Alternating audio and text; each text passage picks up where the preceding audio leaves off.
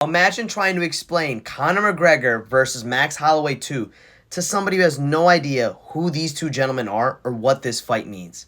It goes something like this. Meet Conor McGregor, aka Notorious. He was a young guy from Ireland who was a pretty dynamic striker, started fighting in Cage Warrior, won the Cage Warrior title. He was out there knocking people out, getting a couple submissions. The UFC was like, yo, let's sign this guy. Comes into the UFC, first fight, gets a first round knockout.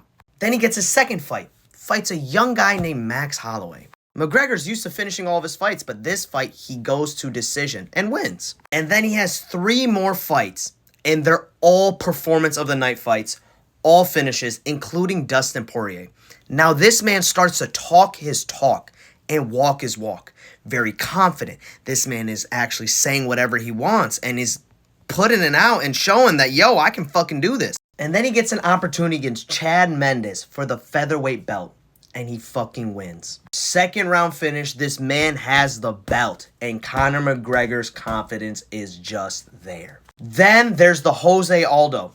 Him and Jose Aldo have this incredible, crazy fucking beef. There's the press conference for it, and you can see the Irish fans are backing their guy heavy. Conor McGregor even walked past Jose Aldo at one point, farted in his face. You can look up the scenes of that press conference. Jose, are you listening? And that's where Dana White knew he had a fucking superstar on his hands.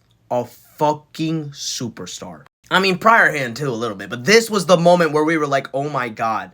The McGregor influence for Ireland and the world was just forever changed. The fight starts, 13-second knockout of the featherweight godfather. Just knocked out Jose Aldo in 13 seconds. Then the Diaz fucking beef starts. Him and Nate Diaz fight at 170. He loses the first time, gets choked out. Second time, he wins by majority draw. But the beef these two had was absolutely crazy.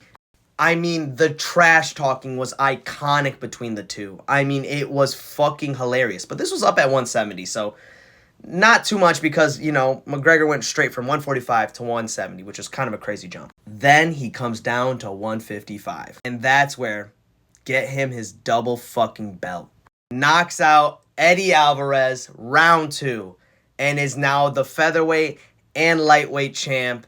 One of the very, very, very select few to be a double champ. Conor McGregor could do whatever the fuck he wanted because this man brought the biggest draw ever. And then after that fight, what does he do?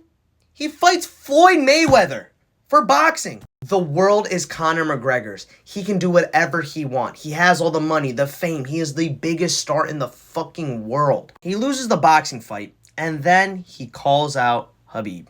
And that's where the craziness starts. Him and Khabib, I mean, was the biggest fucking rivalry I think we have ever seen. From calling his fucking manager a rat to where's Noah to, I mean, ooh, do something about it. Like, these guys were, I mean, Conor and Khabib.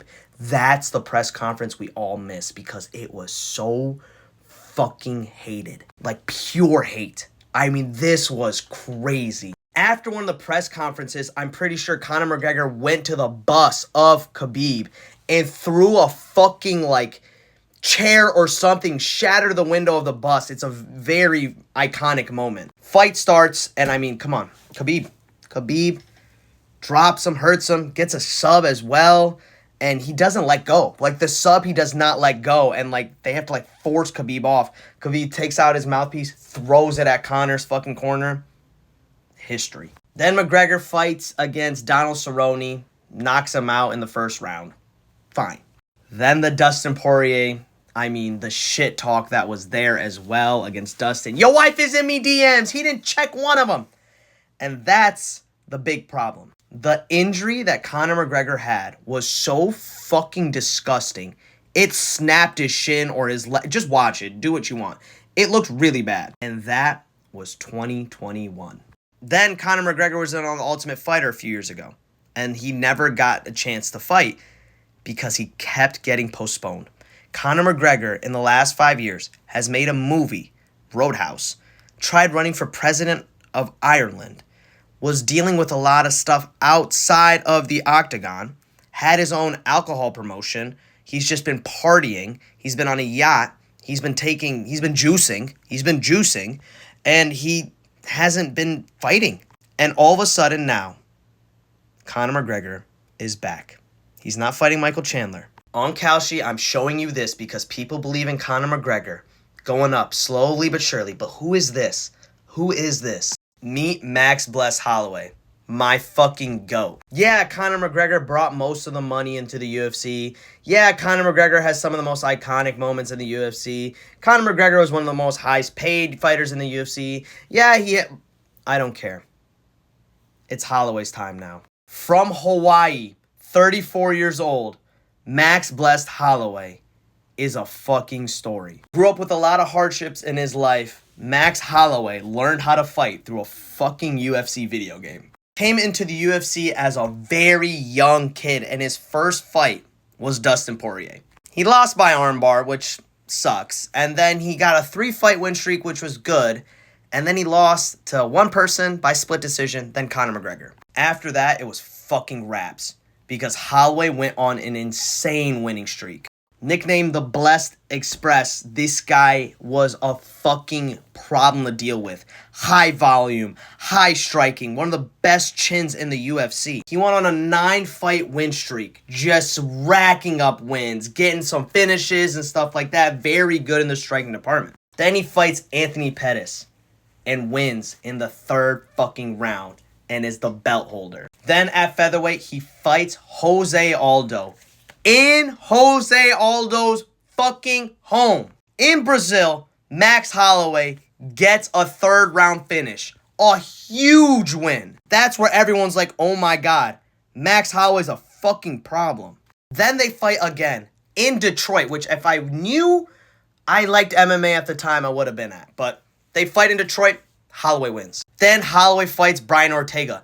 Literally is showing him how to fucking fight and box. Like, teaching him how to fucking fight and strike in the octagon. Then gets a short notice fight up a weight class against the man that beat him in the first ever UFC fight, Dustin Poirier. So he goes up, doesn't look as physically fit, but puts on a good fight, loses to Dustin Poirier in that title fight. Dustin Poirier wins the interim. Then comes back down, beats Frankie Edgar. And here's where it starts. Alexander Volkanovski. They fight 3 fucking times. Volk won all 3 of them.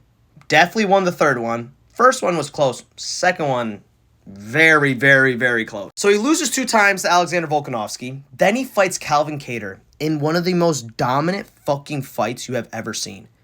Calvin Kattar was one of the very well known as a great boxer, and he was just like, I'm the fucking senior. I'm going to fight this freshman, this young buck. Max Holloway put on one of the most crazy, significant strike performances ever, leading it to the line that's so iconic. I'm the best boxer in the UFC. Yelling that shit while dodging punches, not even looking at Calvin. Beats Arnold Allen, beats Yair Rodriguez, knocks out the Korean Zombie, and because of knocking out the Korean Zombie, he's sitting there waiting. He's like, you know what? Justin Gaethje, let's run it for the BMF belt. UFC 300, I'll come up to your weight class. And Max Holloway delivers one of the craziest knockouts of all time. Buzzer beater cinematic knockout that would be considered the greatest knockout of all time. Then calls out Ilia Topuria, goes down back to 145. For the first time ever, Holloway gets knocked out. He has never been knocked out. He's known for having a crazy chin. Gets knocked out by Ilia. Goes up back to 155. Fights Dustin Poirier in his title retirement fight for the BMF belt. Defends the BMF belt, beats Dustin. Then defends it against Charles Oliveira, and Charles just holds him, which I love them both. Max Holloway has the most significant strikes in the UFC. He is one of the most dangerous strikers out there, but he is so loved by fans because of who he is as a person. Very respectful, very lovable, reps Hawaii. Everybody loves Max Holloway. So yeah, this fight, I guarantee you, I missed a lot of things I couldn't even say. It is important. It is International Fight Week. I will be there. I will see you. God bless.